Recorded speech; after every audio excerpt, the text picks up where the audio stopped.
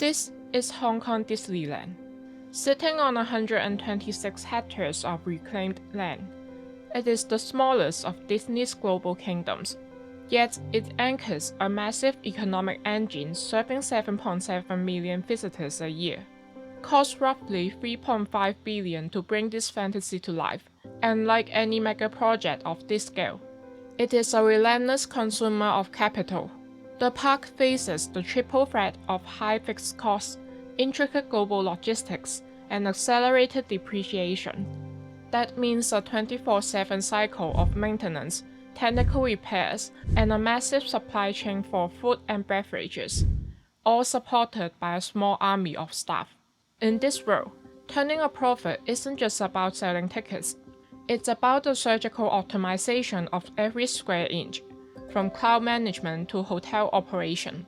Because the theme park industry is a business of extreme operating leverage, operators have become expert at optimizing the margins in surprisingly clever ways to squeeze maximum value out of every guest.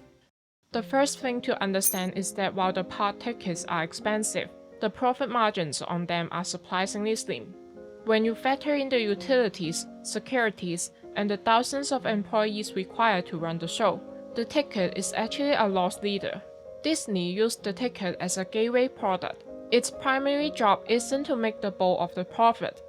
Its job is to get you inside a controlled, high-margin ecosystem. Once you are through the gates, Disney knows you are surrounded by opportunities to spend on items where the profit margins are much higher. To keep this gateway floating and manage the fixed cost problem, Disney used dynamic and tier pricing. By adjusting ticket price based on demand, charging more for a Saturday in July than a Tuesday in September, they ensure the parks stay at peak capacity year-round without being so crowded that the experience breaks. This creates psychological bargains. When a guest sees a lower price for an off-peak day, they feel they have saved money on admission, which psychologically justifies splurging that extra cash on more expensive hotels or dining. They even offer consecutive day discounts, while dropping the price for the second day seems generous. It's a calculated move to ensure you remain within their walls for as long as possible. Once you are inside, the park stops treating you like a guest and starts treating your time like a premium commodity. Disney has moved away from the all-inclusive view of the 90s towards a base plus model. Think of your standard ticket as a basic entry pass. It gets you through the gates and grants you the rights to stand in line. But it doesn't guarantee you a high-quality experience. The most valuable things a guest owns inside the park is their time. In a park like Hong Kong Disneyland, a popular ride can have a 60-minute wait. If a guest visits 10 rides, they have spent 10 hours standing still. To fix this, Disney set up so convenience. Through systems like Premier Access, guests can pay to skip the line. These high-cost passes can nearly double the daily price of entry. Economically, this is brilliant. Disney isn't selling a new product. They are selling you back the time you've already paid for. By segmenting the audience into those with more time and those with more money, Disney maximizes the revenue of every operating hour. But Disney doesn't just want you to visit once. They want a subscription to your life. This is where the annual pass comes in. For a theme park, these memberships provide predictable revenue. In the traditional model, park income is volatile. It depends on the weather, the economy, and school holidays. By turning a one-time visitor into a loyal member, Disney secures cash upfront. These members become a reliable annuity for the park. Even if they don't pay a ticket each time, they return frequently, keeping the secondary spending alive. Inside the park, you are in a captive economy. Disney leverages a powerful convenience tax to drive high-margin commodity sales. Take a standard $14 meal. In the outside world, that price will be considered outrageous. But inside the gates, Disney isn't just selling you beef and bread. They are selling you a solution to a logistical problem. They know that leaving the Disney property to find a cheaper meal would waste 2 or 3 hours of a vacation day. For a guest who has paid $80 for a ticket, Their time is worth roughly $10 to $15 per hour.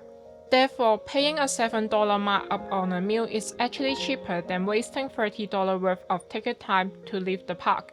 Beyond food, Disney used social media marketing to turn low-cost goods into luxury status symbol. Items like Dovies or the famous Mickey ear headbands are designed to be Insta-worthy. By creating product that looks beautiful on social feed, the park turns simple items like sugar water and plastic headbands into high-profit goods. Guests buy them not just for the item itself, but for the proof of the experience. This strategy is anchored by the resort hotels. By building luxury hotels, Disney creates a physical closed loop. These hotels act as a filter. They attract a demographic of guests who are more likely to have a higher spend. The hotels also help Disney manage its yield. By offering exclusive perks, like letting hotel guests into the park an hour early, or giving them priority ride vouchers, Disney makes this expensive room feel like a necessity for a stress-free trip. Once a guest checks in, Disney captures 100% of their vacation budget. Finally, we have to look at the synergy flywheel. A ride at Hong Kong Disneyland like Iron Man Experience or World of Frozen isn't just an attraction. It's a living, breathing advertisement. This is where a park fits the rest of the Disney empire. When a guest falls in love with a character in the park, the relationship doesn't end at the exit. They go home and pay for a Disney Plus subscription. They buy movie tickets. They buy licensed toys. The park makes the movies more valuable, and the movies keeps the park's emotional moat filled with new stories. This emotional moat is the ultimate business defense. A guest might logically question the price of a generic plastic toy, but they rarely question the cost of a magical memory tied to a character they've loved since childhood. This emotional shield makes the high cost feel like a worthwhile investment in their family's happiness. In the end, a theme park is not just a collection of rides. It is a masterclass in behavioral psychology and spatial design. Every pathway is curved to high clouds.